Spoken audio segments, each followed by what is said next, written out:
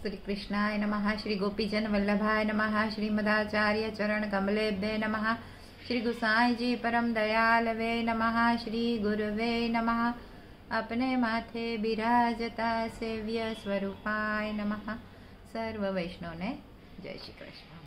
वैष्णव परिक्रमा करता करता थाकी तो નથી ગયા ને? કેટલું બધું આપણે ચાલ્યા છે. થાક લાગ્યો હોય તો વિશ્રામ કરી લેજો. આજે તો આપણે માનસી ગંગાનું પૌરાણિક મહાત્મ્ય શું છે એ જોવાનું છે.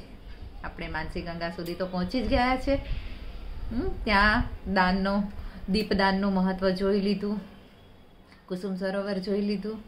હવે માનસી ગંગાનું મહત્વ શું છે? તો ભગવાન શ્રી કૃષ્ણએ વત્સાસુર નામનો એક રાક્ષસનો વધ કર્યો હતો. આ રાક્ષસ તો જાહેર છે કંસનો મોકલાવેલો જ હતો અને એ અસુરે વાછરડાનું રૂપ લઈ લીધું હતું અને બીજા બધા વાછરડાઓને સાથે ભળી ગયો. અને પછી શ્રી કૃષ્ણ ભગવાન તો ઠાકોરજી તંતરિયામી જાણી ગયા કે આ તો કંઈ વાછરડું નથી, આ તો કોઈ અસુર છે. એટલે વત્સાસુરનો વધ એમણે કર્યો. ત્યારે સખાઓએ કીધું કે આ ગૌ હત્યા થઈ, કે વાછરડું બનીને આવ્યો ને એટલે ગૌણ વંશનો હતો, તો હવે તારે તો પ્રાયશ્ચિત્ત કરવું પડશે. ત્યારે આ પ્રાયશ્ચિત્ત માટે તો તારે ગંગા સ્નાન કરવું પડશે. તો ઠાકોરજી કહે ઠીક છે, હું ગંગા સ્નાન કરવા હરિદ્વાર જાઉં છું. ત્યાં તરત સખાઓ કે પણ ગંગા સ્નાન માટે તું હરિદ્વાર સુધી જાય આવે એટલા વખત સુધી અમે તારા વગર કેવી રીતે રહીશું? અમને તો તારો વિરહ સહન થશે નહીં. તો વ્રજ છોડીને પણ જવું નહીં પડે અને ગંગા સ્નાન પણ થઈ જાય, એવો કાંઈક તો માર્ગ તમે કાઢો. ત્યારે પ્રભુ કહે ઠીક છે, આ બધાની જે ઈચ્છા એ રીતે આપણે કરીશું. એટલે પ્રભુએ પોતાના મનમાંથી ગંગાજી ત્યાં પ્રકટ કર્યા અને એટલે એનું નામ થયું માનસી ગંગા. મનથી પ્રકટ થયા એટલે માનસી ગંગા.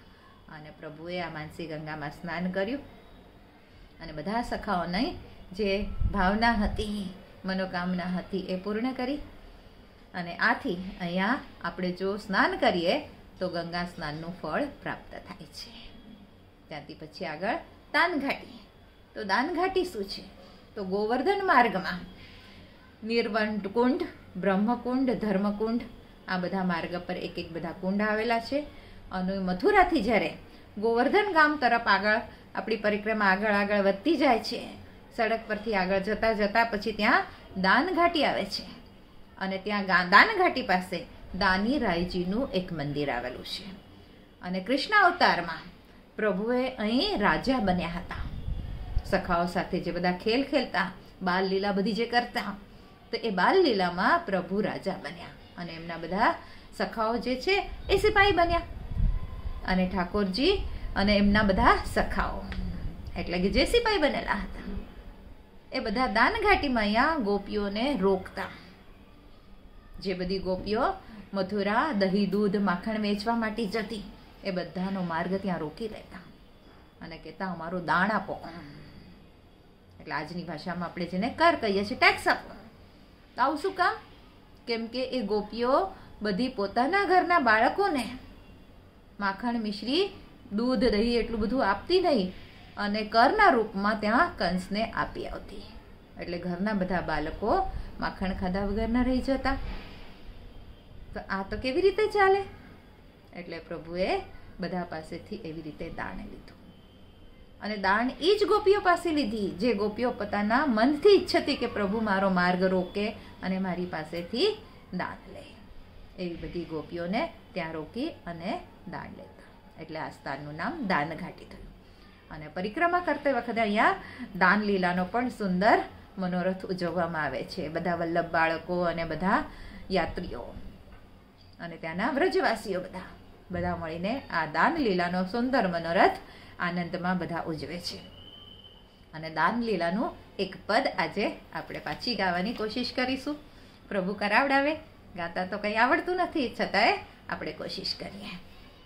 મેરી ભરી દે મટુકિયા ले गयो रे मेरी भरी दे मटुकिया ले गयो रे आ आपुन खात ग्वाल ही खवावत, आपुन खात ग्वाल ही खवावत, रीति कर मोही दे गयो री, मेरी भरी रे मटुकिया ले गयो री। वृंदावन की सघन कुंज में, वृंदावन की सघन कुंज में, ऊंची नीची मोसो कह गयो री।